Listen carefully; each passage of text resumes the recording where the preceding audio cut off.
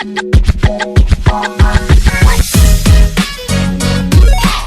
Everyone, welcome back to my YouTube channel. मेरा नाम है अंकिता शर्मा और मैं आ गई हूँ एक और नए वीडियो के साथ। तो दोस्तों, अक्सर आप लोगों ने मूवीज में देखा होता है कि जब कोई ईमानदार ऑफिसर, आईएएस ऑफिसर है, आईपीएस ऑफिसर है या किसी और रैंक का ऑफिसर है, जब वो बहुत ईमानदारी से अपनी ड्यूटीज परफॉर्म करता है तो ये बात वहाँ के जो लोग हैं उस एरिया के, उनको तो पसंद आती है, पर जो मिनिस्टर्स होते हैं उस एरिया के, उनको वो चीज पसंद नहीं आती। क्योंकि ज्यादातर ये जो मिनिस्टर्स लोग हैं ना, ये खुद ही इलीगल एक्टिविटीज में इन्वॉल्व होते हैं और जब इनके ऊपर एक्शन लिया जाता है उस ऑफिसर के द्वारा तो ये बात उनको हजम नहीं होती।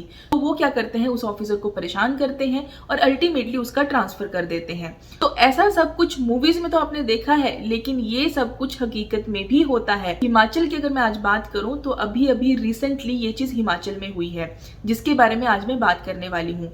मीडिया ने इसको बहुत ज्यादा कवर नहीं किया, किसी ने इसके बारे में रील नहीं बनाई, किसी ने इसके बारे में कोई पोस्ट नहीं किया उस लड़की के बारे में जो ईमानदारी से अपना काम कर रही थी। सिर्फ और सिर्फ अभी 2024 में जनवरी में उसकी पोस्टिंग हुई थी और अब 2025 जनवरी में उसकी ट्रांसफर कर दी गई, सिर्फ एक रीजन कि वो अपना काम ईमानदारी से कर रही थी। तो क्या है ये पूरा मामला, इसके बारे में तो बात करेंगे ही, साथ में ये भी थोड़ा सा समझने की कोशिश करेंगे कि अगर सेम ये चीज यूपी में हुई होती जहां पे बीजेपी गवर्नमेंट है, तब ये मुद्दा कैसे बहुत बड़ा मुद्दा बनता और इसको लेकर जो है वो जो कांग्रेस पार्टी जो हमेशा संविधान संविधान चिल्लाती रहती है, कैसे वो प्रोटेस्ट करने के लिए जो है वो सड़कों पे निकलती, ये भी थोड़ी सी बात करेंगे। चलिए बिना किसी देरी के बात करते हैं कि ये पूरा मामला था क्या। तो बेसिकली हुआ क्या था कि 2018 बैच की आईपीएस ऑफिसर इल्मा अफरोज, आप में से बहुत सारे लोग उनको जानते भी होंगे। इल्मा अफरोज बतौर एसपी जो है वो बद्दी में अपनी सर्विस कर रही थी और इनका जो काम करने का तरीका था वो सिर्फ ऐसा नहीं था कि हाँ एसपी कोई है और ठीक है कि कभी कोई क्राइम हो गया वहां पे अपनी प्रेजेंस दी, ऐसा नहीं था। एक साल का ही ये जो टाइम पीरियड था वो इतना ज्यादा यादगार था कि वहां के जो लोग हैं वो दुहाइयां देते थे इनके काम की। उन्होंने वो जो पूरा एरिया था बद्दी, बरोटी वाला और नालागढ़, ये वाला जो एरिया था, इसमें जो अनऑथोराइज्ड सैंड माइनिंग चलती थी, ड्रग ट्रैफिकिंग चलती थी, इलीगल एक्टिविटीज या बाकी जो क्राइम भी होते थे, उस पर काफी अच्छा कंट्रोल किया था और अपना काम ये बहुत ईमानदारी से कर रही थी। और इस चीज को वहां के जो रेजिडेंट हैं वो मानते हैं, वो बार बार यही चीज कहते हैं कि भाई जो ऑफिसर है होनी चाहिए, बस यही होनी चाहिए हमारे एरिया में। वो लोग इतने खुश थे इनके काम से।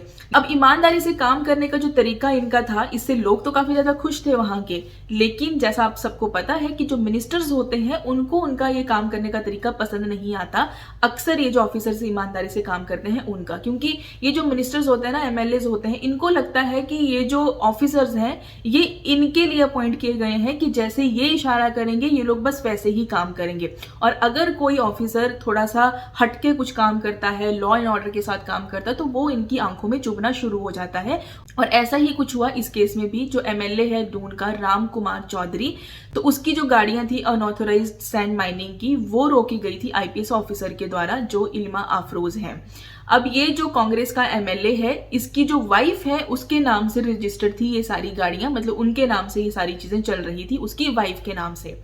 अब जब उन्होंने वो गाड़ियां पकड़ी, उसका चालान काटा, तो उसके बाद कॉल जाता है इनका, ये जो राम कुमार चौधरी जी हैं एमएलए की, भाई मेरी गाड़ियां छोड़ो, तुझे पता नहीं मेरी औकात क्या है, मैं एमएलए हूं, फलान ढिमकान ने गालियां दी, बहुत बदतमीजी करी इनके साथ। लेकिन इन्होंने कहा कि भाई मैंने बिल्कुल लॉ के अंडर जो है वो गाड़ियों का चालान काटा है, तो मैं ऐसे तो नहीं छोड़ूंगी। और उसके बाद ये गर्मा गर्मी हो गई और बस उसके बाद से जो एमएलए है वो इनके पीछे पड़ गए और उन्होंने स्टेट असेंबली में जो प्रिविलेज मोशन होता है वो निकाल दिया इनके अगेंस्ट, ठीक है, जो इल्मा अफरोज है उनके अगेंस्ट। उसके बाद जबरदस्ती जो है वो उनको छुट्टियों पे भेजा गया, ठीक है, ऐसा कहा जाता है कि जबरदस्ती भेजा गया, हालांकि ऑब्वियसली वो लोग तो मना ही करेंगे कि हमारा इसमें कोई हाथ नहीं है, लेकिन वो जबरदस्ती ही उनको उसके बाद छुट्टियों पे भेज दिया। इसके बीच में एक और इंसिडेंट हुआ था स्क्रैप डीलर का, जिसका नाम था रामकृष्णन। उसने अपने ही ऊपर अटैक करवाया था जस्ट बिकॉज कि उसको पुलिस प्रोटेक्शन चाहिए थी और उसको जो गन का लाइसेंस है, जो नेशनल लेवल पे गन लाइसेंस मिलता है, वो चाहिए था। उसने अपने ऊपर ही अटैक करवाया और उस बेसिस पे वो चाहता था कि उसको प्रोटेक्शन भी मिले और उसको गन का लाइसेंस मिल जाए, जो कि उसका बार बार डिनाई हो चुका था उसकी पिछली जो क्राइम हिस्ट्री है उसके अकॉर्डिंग, ठीक है। तो जो इल्मा अफरोज है उन्होंने पूरे मामले की इन्वेस्टिगेशन करी, हालांकि उस टाइम पे भी उनको प्रेशराइज किया गया कांग्रेस लीडर्स के ही द्वारा, क्योंकि ये जो रामकृष्णन था ये कांग्रेस लीडर्स के काफी क्लोज था। तो उस टाइम पे भी काफी ज्यादा इनके ऊपर फोर्स किया गया कि ये जो मामला है इसको रफा दफा किया जाए, इसको इतना ज्यादा हाईलाइट ना किया जाए, इसके पीछे ना पड़ा जाए। लेकिन इन्होंने पूरी तरह से इन्वेस्टिगेशन किया और बाद में पता चला कि जो रामकृष्णन है उसने खुद ने ही अपने ऊपर अटैक करवाया था। इंसिडेंट तो ऐसा बनाया था वो कि उनके ऊपर अटैक हुआ है, उनकी बुलेट प्रूफ जो गाड़ी थी उसके ऊपर जो है वो 6-7 जो है वो फायरिंग हुई है। तो उन्होंने इस तरह से वो इंसिडेंट क्रिएट किया था कि उनके ऊपर इस तरह से उनको जान का खतरा है, तो उनको एक तो गन का लाइसेंस चाहिए और उनको प्रोटेक्शन चाहिए। लेकिन जब वो पूरा मामला इन्वेस्टिगेट किया इल्मा अफरोज ने, तो पता चला कि इस पर्सन ने खुद ही अपने ऊपर अटैक करवाया था। तो उसके बाद उनको भी उसने अरेस्ट किया, उनके ऊपर जो चार्जेस हैं वो सारे चले, केस चला। उसके बाद वो दोबारा जो मिनिस्टर्स हैं उनके जो है वो नजरों में आ गई कि भाई ये तो मानती नहीं है, ये तो अपना काम इस तरह से कर रही है, हमारी तो कोई बात ही नहीं सुनती। तो अल्टीमेटली उसको वहां पे फिर पूरी तरह से उन्होंने परेशान करना शुरू कर दिया। हालांकि इसके बीच में हाई कोर्ट का एक ऑर्डर आया था, क्योंकि वहां के जो लोग हैं वो साफ साफ बोलते हैं कि हम सिर्फ इसी ऑफिसर के ऊपर ट्रस्ट करते हैं, और हाई कोर्ट ने भी ये कहा था कि मैं भी इसी के ऊपर ट्रस्ट करता हूं। तो हाई कोर्ट ने ये ऑर्डर दिया था, जो डिपार्टमेंट है वहां पे ये ऑर्डर दिया गया था, जो पुलिस डिपार्टमेंट है, कि इसकी जो ट्रांसफर होगी वो बिना हाई कोर्ट की परमिशन के नहीं होगी। मतलब जब भी ट्रांसफर की बात होगी 2-3 सालों बाद जब भी होगी, तो हाई कोर्ट को नोटिफाई किया जाएगा कि हाँ इनका अब ट्रांसफर करना है, कुछ करना है, ट्रांसफर का टाइम हो गया। बिना हाई कोर्ट की कंसेंट के, बिना हाई कोर्ट को नोटिफाई किए उनका ट्रांसफर नहीं होगा। ये चीज जो है वो पुलिस डिपार्टमेंट को पहले जा चुका था ऑर्डर हाई कोर्ट का।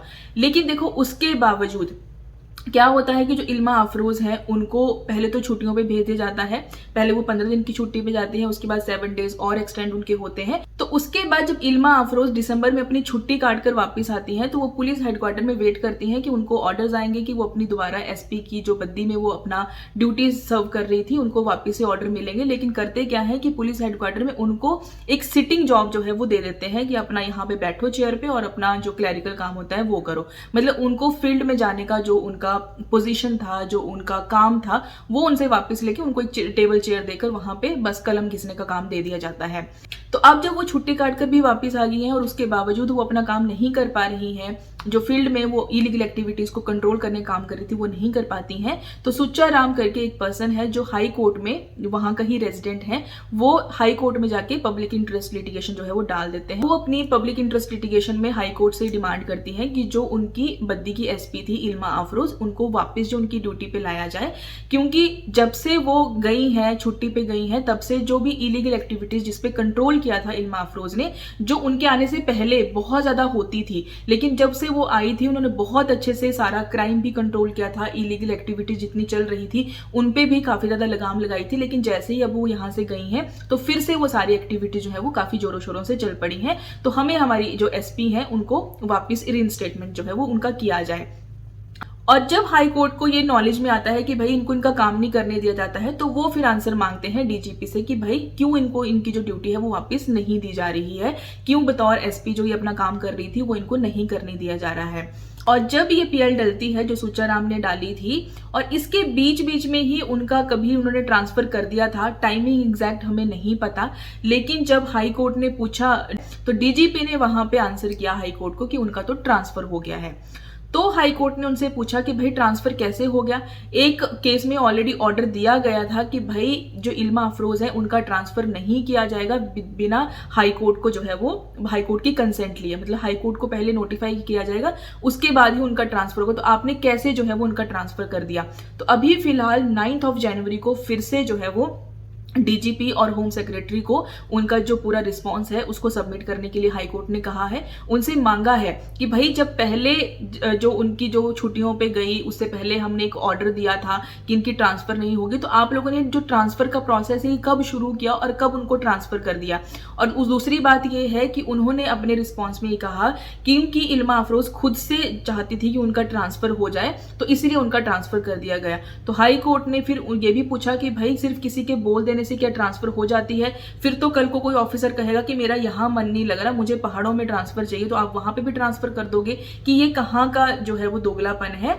तो आप लोग ऐसा करो कि रिटर्न में अपना फुल रिस्पॉन्स सबमिट करो कि क्यों ट्रांसफर हुआ, किस बेसिस पे हुआ, और जो सारी चीजें हुई हैं वो सारा उनसे जो है वो मांगा गया है हाई कोर्ट के द्वारा। अब 9 जनवरी को ये केस लगा है। अब देखो कि ये लोग क्या अपना रिस्पॉन्स सबमिट करते हैं। ये तो बात हो गई इल्मा अफरोज की, उनके साथ क्या क्या हुआ, और अभी ये मामला जो है वो हिमाचल प्रदेश हाई कोर्ट में है। लेकिन यहाँ पे सोचने वाली बात है कि एक बच्चा इतनी मेहनत करके, गरीबी से वो बच्चा उठा है, इतनी मेहनत करी है, ऑफिसर बना है, अपनी पूरी ईमानदारी से अपनी ड्यूटीज परफॉर्म कर रहा है। हाई कोर्ट तक ने कहा कि हमें सिर्फ इसी ऑफिसर पे ट्रस्ट है। वहां के रेजिडेंट्स कह रहे हैं यहाँ पे किसी धर्म की बात नहीं हो रही, हिंदू धर्म की बात नहीं है, मुस्लिम धर्म की बात नहीं है। लड़की वो मुस्लिम है, यूपी से आई है, लेकिन हिमाचल में आके अपना पूरा काम ईमानदारी से कर रही है। बोलना बनता है, जो इंसान अपना काम अच्छे से कर रहा है उसके लिए बोलना बनता है।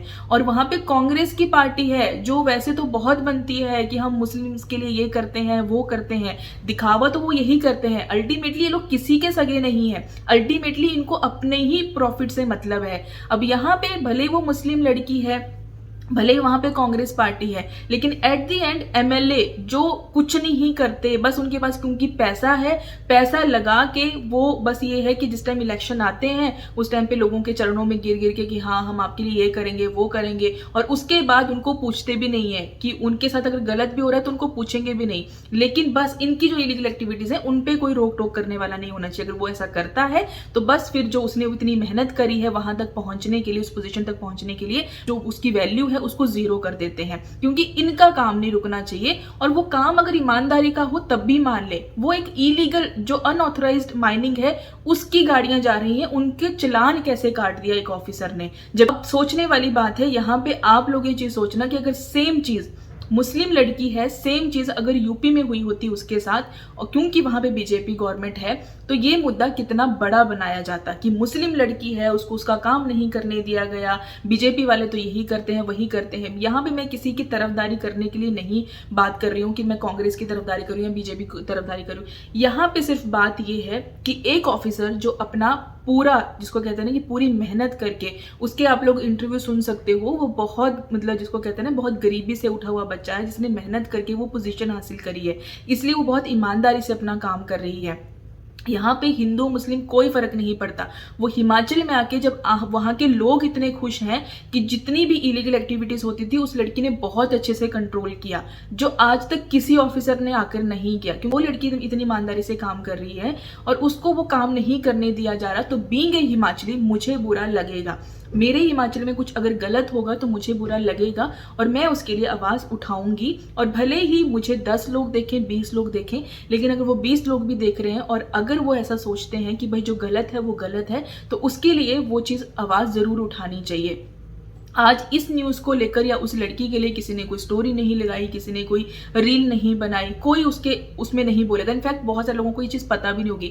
मैं तो कहती हूँ हिमाचलियों को ये चीज नहीं पता होगी कि ऐसा कुछ हुआ भी है, क्योंकि ना तो ये न्यूज में आया मुद्दा, ना तो किसी ने कवर किया। इसके अलावा अदरवाइज जो पहले वो समोसों वाला कांड हुआ था कि समोसे कहाँ गायब हो, वो इंटरनेशनल न्यूज बनी थी। सारे न्यूज चैनल उसको कवर किया था कि समोसे कैसे गायब हुए, वो उस पर इंक्वायरी बिठाई जाएगी, फलान ढिमकाना। ये इतना बड़ा मैटर था। एक लड़की को तंग किया गया, लिटरली वो ऑफिसर है, ठीक है, उसको ट्रांसफर कर दिया गया। पहले ड्यूटी नहीं करनी थी, पहले उसको छुट्टियों पे भेज दिया, फिर उसका ट्रांसफर कर दिया गया। और ट्रांसफर कैसे? वैसे तो ये लोग बहुत बड़ी बड़ी बातें करते हैं, कॉन्स्टिट्यूशन को अपनी जेब में लेकर घूमते हैं। वैसे तो यहीं से ही चीज क्लियर हो जाती है, जो लोग कॉन्स्टिट्यूशन को जेब में लेकर घूम रहे हैं उसकी रिस्पेक्ट कितनी करते होंगे। लेकिन यहाँ पे बात है कि ये लोग तो हाई कोर्ट के ऑर्डर की भी रिस्पेक्ट नहीं कर रहे हैं। हाई कोर्ट ने पहले ही ऑर्डर दिया है कि भाई ट्रांसफर ऐसे नहीं किया जाएगा जब तक वो चीज हाई कोर्ट को नोटिफाई नहीं की। जब हाई कोर्ट परमिट करेगा तभी उनका ट्रांसफर होगा। स्टिल हाई कोर्ट के ऑर्डर को जो है वो नजरअंदाज करके उनका ट्रांसफर कर दिया गया। तो खैर अभी 9 जनवरी को हाई कोर्ट ने डीजीपी और जो होम सेक्रेटरी है उनसे जवाब मांगा है। देखते हैं कि वो अपने जवाब में क्या जो है वो खुद को डिफेंड करने के लिए क्या कहते हैं, और देखते हैं कि हाई कोर्ट इस मामले पे क्या फैसला लेता है। उम्मीद करूंगी इल्मा अफरोज जो है वो दोबारा बद्दी के एरिया में बतौर एसपी जो है वो अपनी जो ड्यूटी है उसको परफॉर्म करें, अपना जो सर्विस है उनकी वो अपनी सर्विसेज वहां पे दे, क्योंकि बहुत जरूरत है। वहां पे जो क्राइम रेट है वहां पे वो बहुत ज्यादा है, क्योंकि जब कोई ईमानदार ऑफिसर आता है तो उम्मीदें जो वहां के रेजिडेंट्स होते हैं उनकी भी बढ़ जाती हैं। तो उम्मीद है कि जो हाई कोर्ट है वो सही फैसला ले। बाकी आप लोग क्या समझते हो इस पूरे इंसिडेंट के बारे में मुझे कमेंट करके बताना। कैसा लगा आपको वीडियो ये भी बताना, और अगर वीडियो पसंद आई है तो लाइक कर देना। अगर इस तरह की वीडियोस देखना पसंद है तो चैनल को सब्सक्राइब कर लो। मिलती हूँ आपसे नेक्स्ट वीडियो में नए टॉपिक के साथ, और आज के लिए